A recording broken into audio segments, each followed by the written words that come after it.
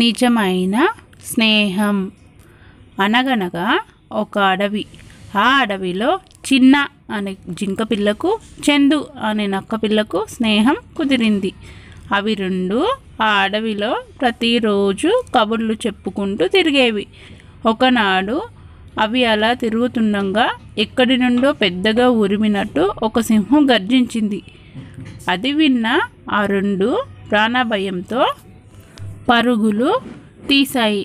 అలా పరిగెడుతుంటే చిన్న కాలు బెనికి కింద పడిపోయింది. అప్పుడు భయంతో వణికిపోతూ చిన్న అరిచింది, చందు, నేను పడిపోయాను, లేవలేకున్నాను, కాస్త వచ్చి సాయం చేయవా అని ఆత్రంగా అడిగింది. అప్పుడు చందు, అమ్మో, ఇప్పుడు నేను వచ్చానంటే ఆ సింహం చేతికి నేను దొరికిపోయినట్టే, నేను రాలేను బాబు అని పారిపోయింది.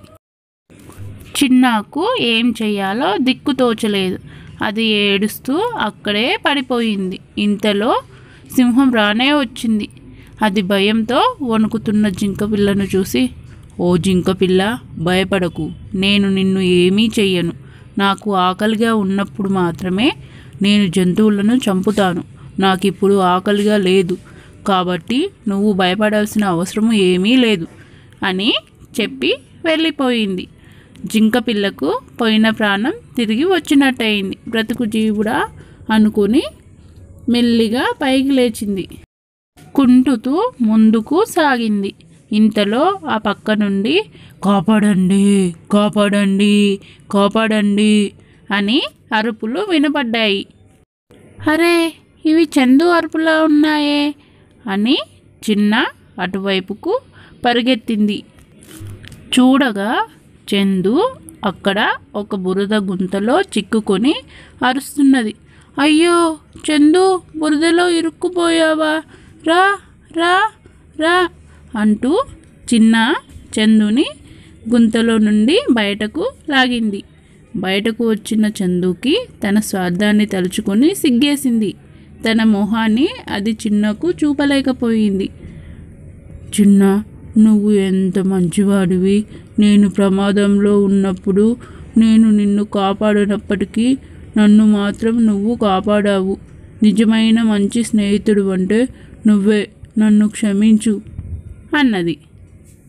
మన మధ్య క్షమాపణలు ఎందుకు మిత్రమా, పదా పోదాం అని చిన్న అన్నది.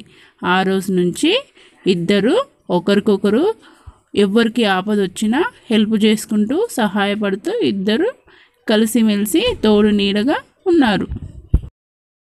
నిజమైన స్నేహం కథ చూశారు కదా.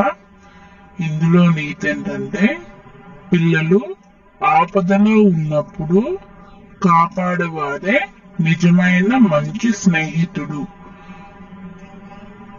తప్పును క్షమించగలిగేది నిజమైన స్నేహం. మా వీడియో కనుక మీకు నచ్చినట్లయితే మా నుంచి మీకు మరిన్ని లేటెస్ట్ వీడియోస్ మీరు వెంటనే చూడాలనుకుంటే మా వీడియో కింద రెడ్ కలర్ లో సబ్స్క్రైబ్ బటన్ ఉంటుంది, దాన్ని క్లిక్ చేయండి. గంట సింబల్ వస్తుంది, దాన్ని కూడా క్లిక్ చేయండి. మేము చేసిన వీడియో వెంటనే మీరు చూడవచ్చు. లైక్ చేయండి, షేర్ చేయండి, ప్లీజ్ సబ్స్క్రైబ్ చేసుకోవడం మర్చిపోవద్దు.